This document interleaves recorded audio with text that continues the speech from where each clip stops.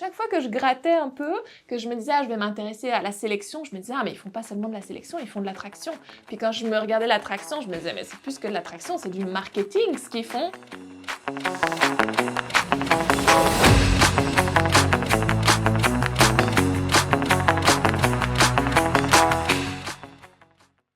Je m'appelle Catherine Hardet, je suis professeure adjointe au département de sciences politiques de l'Université de Montréal.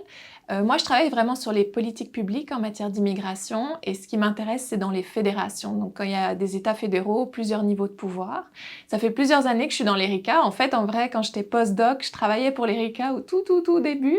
Puis après, je suis devenue membre de l'ERICA comme professeure. Et puis, depuis 1 an, je dirige l'ERICA, donc l'équipe de recherche sur l'immigration au Québec et ailleurs.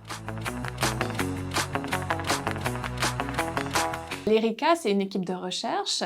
L'idée, c'est vraiment de réunir des professeurs du Québec qui sont dans différentes universités. Puis il y a une chose qui est vraiment comme ce qu'on a en commun, c'est on travaille sur la migration. Mais après, la migration, c'est super vaste. Moi, j'ai une approche en politique publique, mais mes collègues, ils ont aussi des approches en criminologie, en géographie, en santé publique.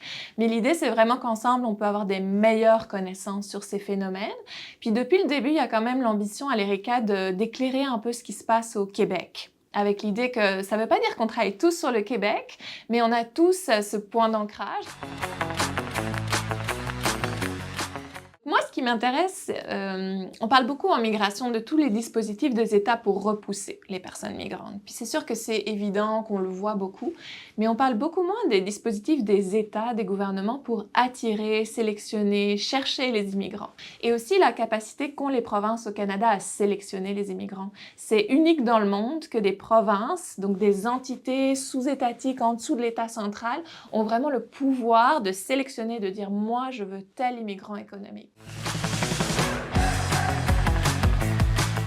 J'ai publié là plusieurs articles, mais il y en a notamment un dans un journal en études migratoires qui s'appelle Journal of Ethnic and Migration Studies, puis qui parle vraiment de cette idée plus de comment, quand on a choisi les immigrants, on veut qu'ils restent. C'est la rétention, on appelle ça. Et puis il y en a un autre qui est paru dans une autre revue anglophone qui s'appelle Comparative Migration Studies.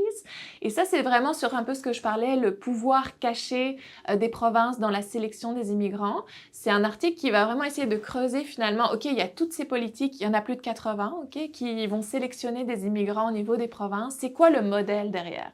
J'ai vraiment été passionnée par ça parce que chaque fois que je grattais un peu, que je me disais, ah, je vais m'intéresser à la sélection, je me disais, ah, mais ils font pas seulement de la sélection, ils font de l'attraction. Puis quand je me regardais l'attraction, je me disais, mais c'est plus que de l'attraction, c'est du marketing ce qu'ils font. Puis c'est comme, j'ai fait 3 articles là-dessus sur différents aspects. Ça a comme fini par être différentes boîtes qui se sont construites. Puis ça, j'ai trouvé ça assez incroyable de montrer cet aspect. On se rend pas compte, on n'en parle peut-être pas assez. Si on étudie les politiques d'immigration, il faut aussi aller ouvrir la boîte de l'État, puis aller voir les différents niveaux de pouvoir. C'est surtout vrai, évidemment, dans les États fédéraux, où c'est comme reconnu qu'il y a plusieurs niveaux de pouvoir compétents. Mais je pense que ce serait aussi vrai dans certains États unitaires, centralisés. Peut-être qu'il y a plus de pouvoirs qu'on pense qui sont en dessous, qui sont décentralisés ou qui ont des influences directes sur les personnes. Je pense que le plus important quand on fait ça, c'est de se rendre compte que les politiques peuvent être différentes.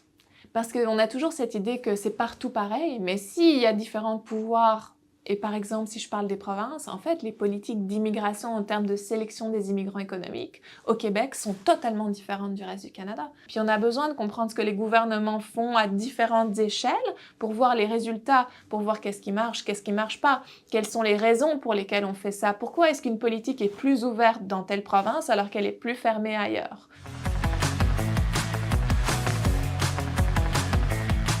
Je pense que l'ERICA, c'est ça notre force finalement, c'est qu'on a chacun des petits bouts du puzzle, ce gros casse-tête finalement aujourd'hui de la migration au Québec et qu'on arrive finalement chacun à mettre notre petite pièce et avoir des dialogues. Parfois on n'est pas d'accord, faut le savoir aussi, mais c'est là-dedans finalement qu'il y a la connaissance, qui vraiment, il y a l'émulation, il y a la discussion, c'est ça qui est bien dans une recherche. Puis c'est assez extraordinaire finalement d'être financé par un organisme, le FRQ, le Fonds de recherche du Québec, pour faire ça, pour travailler ensemble. Je pense que c'est un financement qui est assez extraordinaire et puis ça m'a beaucoup aidé dans mes recherches, puis ça m'a beaucoup fait évoluer comme chercheuse aussi.